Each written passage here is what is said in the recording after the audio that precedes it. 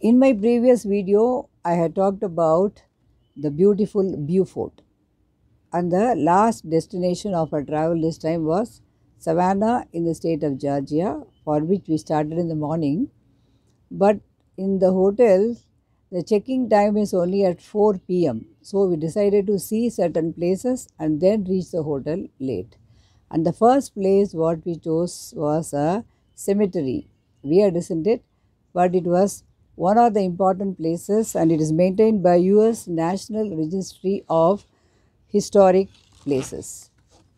So it is a very huge land, around 160 acres of land, where the private people have bought a plot of land and then they have buried their dead people from their family. And then one of my granddaughters said, "Patty, this place is very creepy. Look at the graves and then look at the Spanish mosses, and then it looks as if they are all ghosts." My husband also said, "This is like a Kabristan, why should we see it?"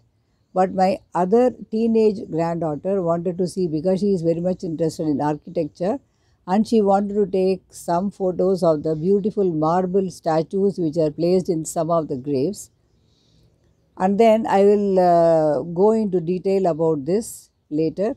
And next we went to a carriage, horse-drawn carriage tour of Savannah, because still there was time.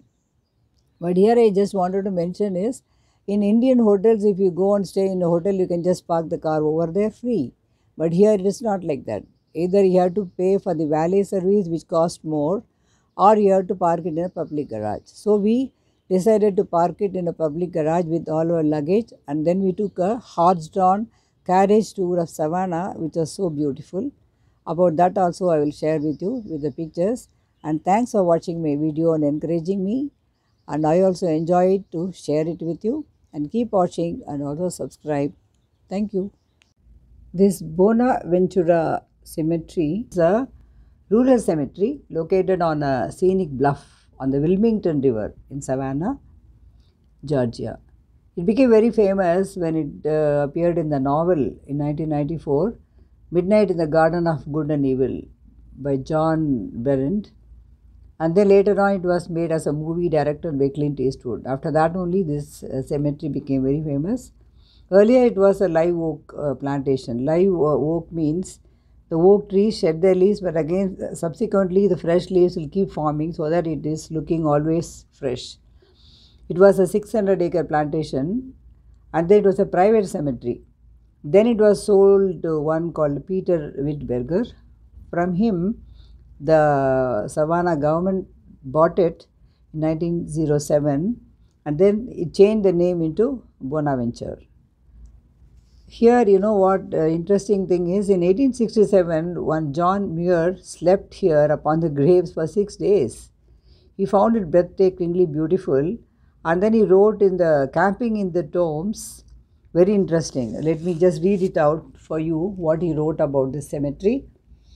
He wrote, "Bonaventure is called a graveyard, but the rippling of the living water, song of birds, and joyous confidence of flowers, the calm, undisturbable grandeur of the oaks mark the place as one of the Lord's most favored abode of light and life." That's what he wrote about it.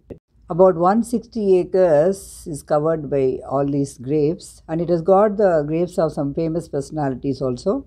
Some Spanish American War veterans, and then it has got the grave of James Neal, the famous actor, and Edith Chapman, an actress, and also Mary Telfair, who was a philanthropist and art collector, who has established the Telfair Museums in Savannah.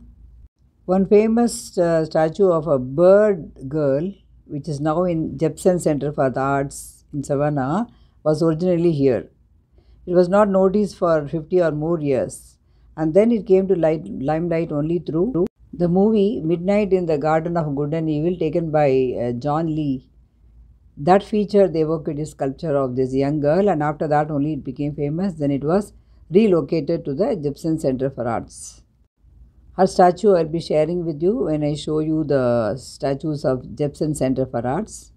Here, the citizens of Savannah and others may purchase the land, and then they can bury their close ones. Some of the beautiful marble statues and the surrounding Spanish moss trees and the ever-living live oak trees can be seen in the pictures which are shown there. And they are beautiful pieces of architecture, of course. So we should look at it as an architectural piece and not as a graveyard. Since we were very hungry after this trip, we went to an Indian restaurant called Namaste Savannah, and then we had to wait for 10-15 minutes because there was a lot of people eating there. But after that we had a good Indian food, and then we went to the hotel and relaxed. After that we took the carriage tour of Savannah.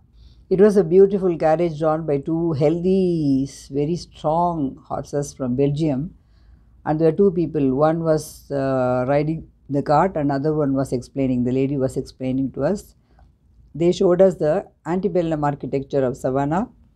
As the city is known for its architecture, on the way we saw beautiful buildings, and the most important thing about Savannah is the squares which are there. There were a lot of squares which were known for its beauty and the peaceful atmosphere. Totally there are now 22 squares, we heard. They were created around 700 years ago in honor or the memory of any important person or any historical event. Some of the important squares I will be sharing with you the names. One was a Crawford Square. It was in 1841 in honor of William Harrison Crawford. He was the Minister of France during the reign of Napoleon. Johnson Square was in 1733 after Robert Johnson, who was a royal governor of South Carolina when Georgia was founded. And third was Nathaniel Greene Square. He was a Revolutionary War hero who fought against the British in Savannah. His name was Nathaniel Greene. And fourth one was Madison Square, what we saw. That was in 1837. It was built in honor of James Madison, the fourth president of US. And fifth one, what we saw, was the Puliski Square. It was in 1837 in honor of Count Casimir Pulaski of Poland, the highest ranking officer to die in American Revolution. He was a highest ranking foreign officer in American Revolution during the siege of Savannah in 1779.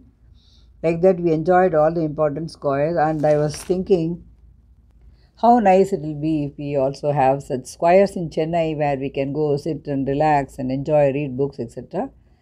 So here are some pictures, architectural buildings of Savannah. And Savannah was called as the Christmas gift to Abraham Lincoln after Civil War by Union General Sherman. That is, he destroyed Atlanta, etc., but he did not do like that with Savannah, and then he gave it as a Christmas gift to Abraham Lincoln. I have shown you some sample squares, not the exact names I had spoken. And here is the city planning of Savannah at that time. And there are very famous streets like Whitaker Street and Bull Street, Abercorn Street, Drayton Street, like that. And there was a board that the largest slave sale happened in the history of Georgia in Savannah. Savannah is known for beautiful coastal landscapes, well-preserved architecture, and also its vibrant history. Next, we moved on to a house of a person called Owen Thomas House. It was a beautiful Regency-style mansion. It was built in 1819. It had a carriage house, slave quarters, and adjacent gardens, etc. It was just a 7-minute walk from Telfair Museums, and the same ticket was valid for house as well as for the Telfair Museums. He was a plantation owner as well as he kept many slaves in his house to work. And here was a picture where the slaves were stacked like commodities. That picture is a ship, and all those black things are the people who were just stacked like that with chains in their legs.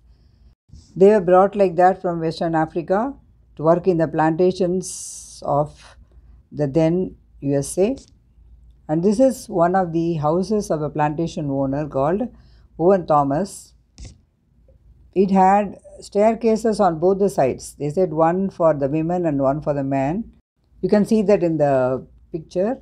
Almost all the houses had like a similar kind of two sides staircases. Maybe that was a norm in those days. Inside they had beautiful garden and a slave quarter, And their furniture of the house owner was so beautiful. They had very expensive cutlery and a beautiful dining room, drawing room, and their bedroom, etc. Whereas the slaves or the enslaved people, they lived in a very poor condition inside, and they have to be ready for the beck and call of the enslavers at any time. This was the condition. You can see the interior of the house in the pictures. Our guide told us a very interesting thing. He said the house owners got all the wood painted like marble and also as if they look like copper, etc. They were not actually marble. So this much money they had so as to bring people from abroad to paint it so as to look like marble. But they were not looking after the enslaved people that much. And what we heard was the children of these enslavers or the plantation owners were also looked after by the enslaved women, whereas their children had to do all the housework and their own children were not at all looked after by them. And these children of the owners were also told that they were just enslaved caretakers for them.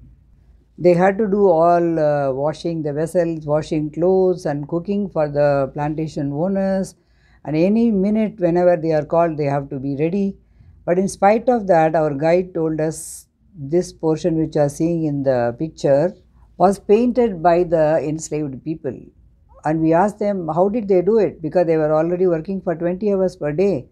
That's what he said. That is their culture within them made them hide from the owners all the paint, etc. And they colored it with blue color so as to symbolize their culture in this upper ceiling. And you can see that blue color there on the ceiling. So like that the slaves lived in this Owen Thomas house. That's what we heard about them.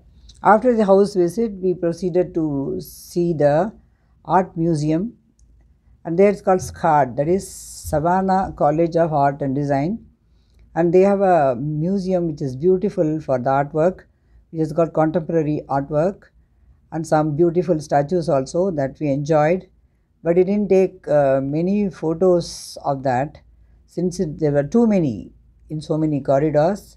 I only shown you the building and then some of the paintings what we saw there. It was so beautiful. It had many corridors. Next from there we just walked 2 minutes and then reached the JEPSON Center for Arts and Culture. And that was a very beautiful thing with 2 floors of marble sculptures. And there only we saw the bird girl statue which I mentioned there in the cemetery. That is a girl standing with 2 plates on both the hands so as to feed the bird. This was originally in the Bona Ventura cemetery, as I told you. It was not noticed for 50 years, then it became very popular because of the movie Midnight in the Garden of Good and Evil taken by John Lee. So this is a statue of the girl. Now it has been placed in a very respectable position in this JEPSON Center for the Arts. After this, we relaxed at the hotel, and evening we went to the riverside, which was full of activities. It was full of life. There was a lot of music and people were dancing according to the tune, and you can also enjoy some music what we heard that day.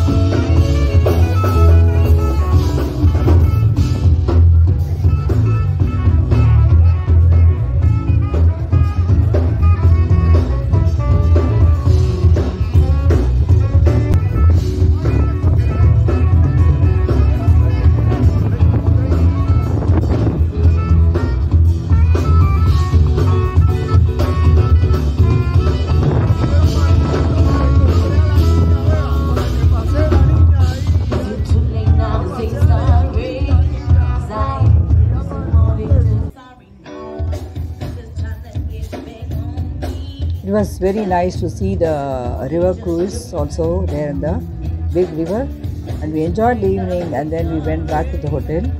And next day morning, we went to two places about which I'll share in my last video of this vacation. Thanks for watching.